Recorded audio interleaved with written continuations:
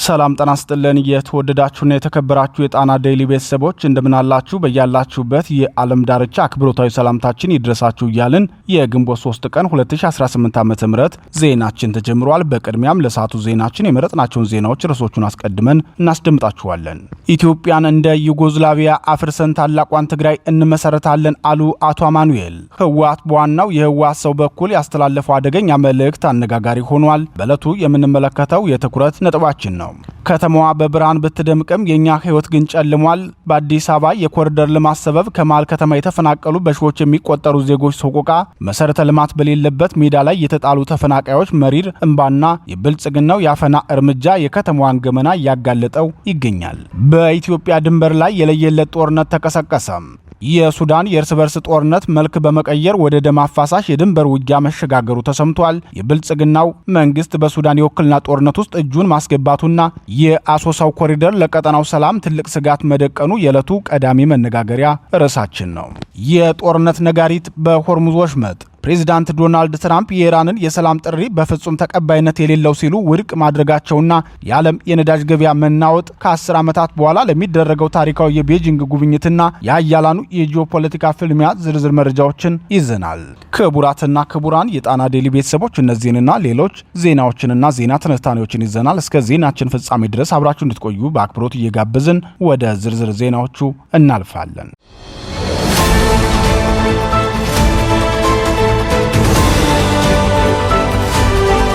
የአዲስ አበባ ህዝብ በደል። አዲስ አበባ በሰው ሰራሽ ብርሃን ብትደምቅም በደል የደረሰባቸው ዜጎች የኛ ህይወት ግን ጨልሟል በማለት በምሬት እየጮሁ ነው። ከመሃል ከተማ ወደ ዳር የተገፋው የአዲስ አበባ ህዝብ መሪር እንባ ሐቁን በግልጽ እየመሰከረ ይገኛል።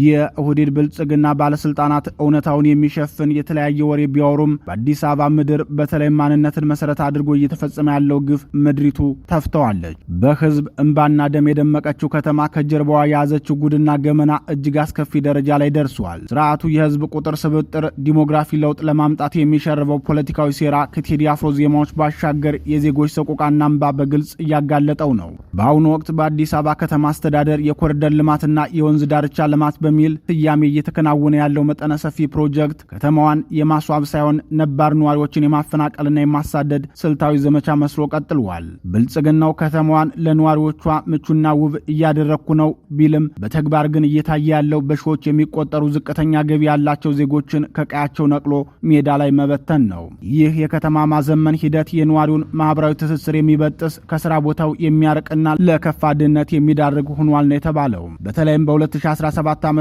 ህዳር ወር ላይ ለልማት በሚል ሰበብ ከ3800 እስከ 4000 የሚደርሱ አባውራዎች ከአካባቢው ተፈናቅለው በአራብሳ ቃጥላ ማርያም ጀርባ በሚገኝ ባዶ የእርሻ መሬት ላይ እንዲሰፍሩ መደረጋቸው የሰቆቃው ማሳያ ነው። እነዚህ ዜጎች መሰረታዊ የሆኑ ውሃ፣ መብራትና መንገድ በሌለበት አካባቢ እንዲጣሉ መደረጋቸው የብልጽግናውን ፍጹም ግዴለሽነት ያሳያል።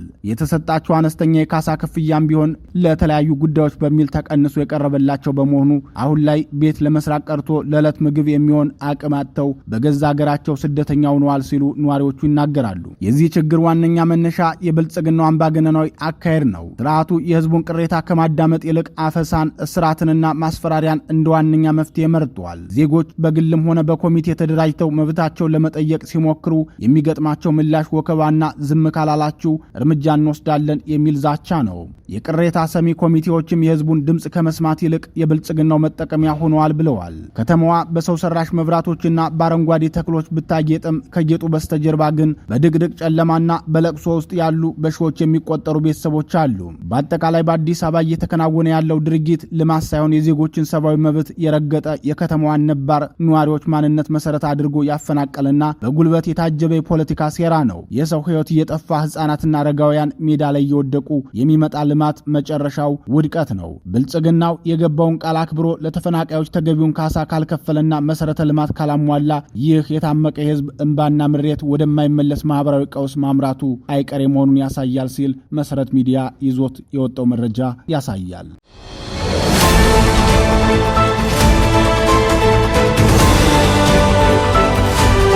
አቶ አማኑኤል አሰፋ የዩጎዝላቪያን መፍረስ የሚገልጸውን ጽሑፍ መልሼ እያነበብኩት ነው አሉ።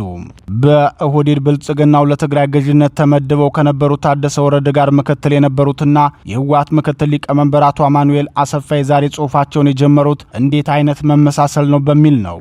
ሲቀጥሉም በኢትዮጵያ ስላለው ወቅታዊ ሁኔታ እያሰላሰልኩ የዩጎዝላቪያን መፍረስ የሚገልጸውን ጽሑፍ መልሼ እያነበብኩ ነበር። እናም የዩጎዝላቪያ መበተን ረጅም ሂደት በኢትዮጵያ ውስጥ ካሉት አንዳንድ ሁኔታዎች ጋር ተመሳሳይ ሆነውብኛል ብለዋል። አቶ አማኑኤል ለዚህ አባባላቸው የጠቀሱት ሁለቱ ሀገራት በጎሳ፣ በቋንቋ፣ በሃይማኖት፣ በፖለቲካና በማንነት ተመሳሳይ መሆናቸውን ዩጎዝላቪያ ከጆሴፍ ቲቶ በፊት የነበረችውና ኢትዮጵያ ከመለስ ዜናዊ በፊት የነበረችበት ተመሳሳይ መሆኑን በቲቶ አመራር ስር የነበረችው ዩጎዝላቪያና በመለስ አመራር ስር የነበረችው ኢትዮጵያ አንድ አይነት መሆናቸውን ከቲቶ ሞት በኋላ በዩጎዝላቪያ የተከሰቱት ቀውሶች ከመለስ ዜናዊ ሞት በኋላ በኢትዮጵያ ከተፈጠረው ጋር ተመሳሳይ መሆኑን የዩጎዝላቪያ የተፈጸሙ ከበባዎች፣ የማጎሪያ ካምፖች፣ የዘር ማጽዳት፣ አስገድዶ መድፈርና ሌሎችም ከኢትዮጵያ ጋር እንደተመሳሰለባቸው በሁለቱም ሀገራት በክልሎች ላይ የሚደረገው የኢኮኖሚ ብዝበዛና ቸልተኝነት ተመሳሳይ ሆኖ ማግኘታቸውንና የዩጎዝላቪያው ዴይተን ስምምነት ተግባራዊ አለመሆን የገጠመውን ፈተና ኢትዮጵያም በፕሪቶሪያው እየተጋፈጠችው መሆኑን ይገልጻሉ። አቶ አማኑኤል ቀጥለውም የዩጎዝላቪያን ደም አፋሳሽ መፈራረስ በኢትዮጵያ ሊከሰት የሚችልበት እድል እየጨመረ መምጣቱን ገልጸዋል። በማጠቃለያቸው ከ100 ሚሊዮን በላይ ሕዝብ ያላት ሀገር እንዲህ አይነት አሳዛኝ አደጋን ዳግም እንዳታስተናግድ ዓለም አቀፉ ማህበረሰብ በዝምታ መመልከት የፈለገው ለምንድን ነው የሚል ጥያቄ አቅርበዋል። በሌላ በኩል የህወሓቱን ቁልፍ ሰው አስተያየት በተመለከተ ሀሳባቸውን የሰጡ የጣና ተንታኞች ህወሓት ሀገር የመሆን እቅዱን በኢትዮጵያ መፈራረስ ውስጥ እየገፋበት መሆኑን የሚያስረግጥ ነው ብለዋል።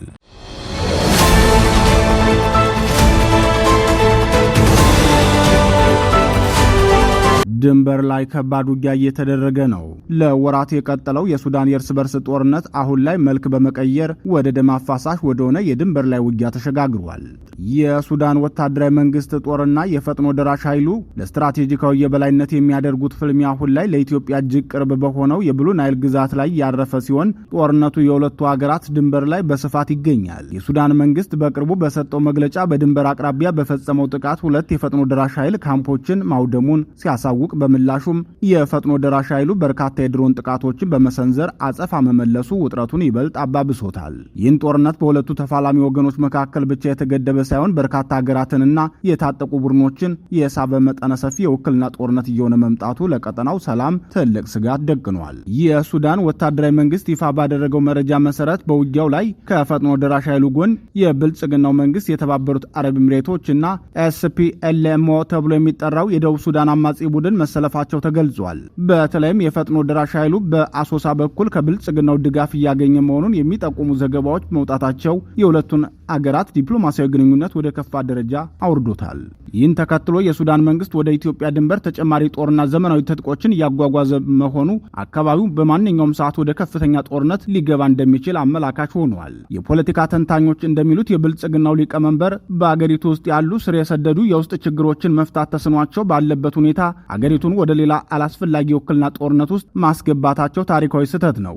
ይህ ያስተዳደሩ አካሄድ ኢትዮጵያን በቀጠናው ጂኦፖለቲካዊ ቀውስ ውስጥ ማዕከል እንድትሆን ከማድረጉም በላይ የዜጎችን ደህንነትና የአገሪቱን ሉዓላዊነት ለከፍተኛ አደጋ አጋልጧል። የድንበር ላይ ውጊያው ተፋፍሞ መቀጠልና የጎረቤት ሀገራት ጣልቃ ገብነት ምስራቅ አፍሪካን ወደማይወጣበት የትርምስ አዙሪት ውስጥ ሊከተው ይችላል የሚለው ስጋት አሁን ላይ ከምንጊዜውም በላይ አይሏል ሲሉ የጣና ዴይሊ ተንታኞች ይናገራሉ።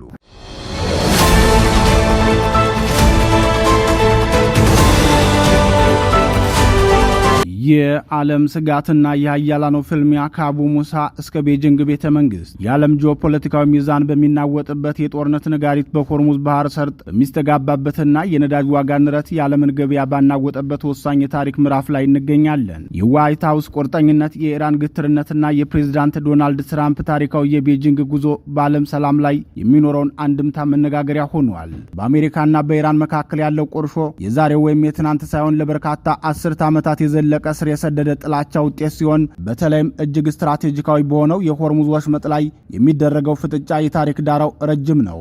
በአሁኑ ወቅት በዓለም ላይ ከሚዘዋወረው ነዳጅ 1/5 የሚያልፍበትን ይህንን ወሳኝ መስመር ኢራን እንደ ፖለቲካዊ መደራደሪያ መጠቀሟ ውጥረቱን አባብሶታል። በቅርቡ ተጀምሮ የነበረው የተኩስ አቁም ጥረት መክሸፉን ተከትሎ ፕሬዚዳንት ዶናልድ ትራምፕ የኢራንን ምላሽ በፍጹም ተቀባይነት የሌለው ሲሉ ማጣጣላቸው ዲፕሎማሲያዊ መንገዱ ተዘግቶ ወደ ወታደራዊ አማራጭ እያመራ መሆኑን ያሳያል። ይህ የድርድር መክሸፍ ወዲያውኑ የነዳጅ ዋጋ በዓለም ገበያ ላይ በ4 በመቶ እንዲጨምር ማድረጉ ደግሞ ከ1970ዎቹ የነዳጅ ቀውስ ጋር የሚመሳሰል ኢኮኖሚያዊ ስጋት ደቅኗል ነው የተባለው። ታሪክ ራሱን እየደገመ በሚመስል መልኩ በ1980ዎቹ የነበረው የታንከር ጦርነት ዛሬ በዘመናዊ የድሮን ጥቃቶች ተተክቷል። በተባበሩት አረብ ኤሚሬትስና በኳታር የባህር ዳርቻዎች ላይ የተፈጸሙት ጥቃቶች ቀጠናውን ወደ ቀጥተኛ ጦርነት እየገፉት ይገኛሉ።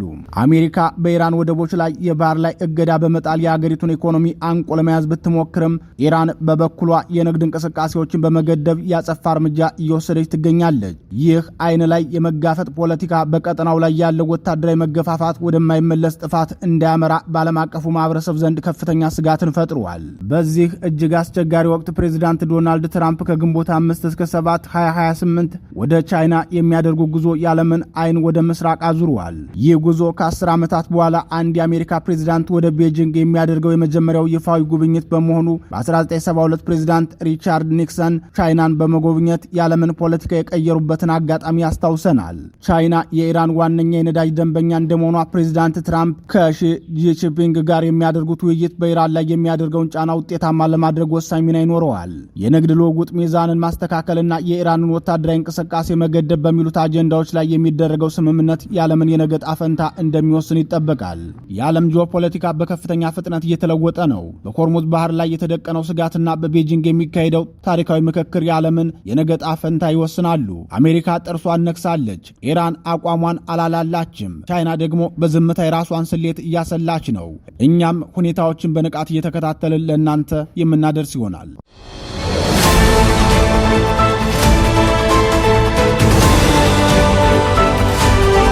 የተወደዳችሁና የተከበራችሁ የጣና ዴሊ ቤተሰቦች የሰዓቱ ዜናችን የተከታተላችሁትን ይመስል ነበር። ምርጫችሁ ስለምታደርጉን እናመሰግናለን። ተሰናበትናችሁ። ጤና ይስጥልን።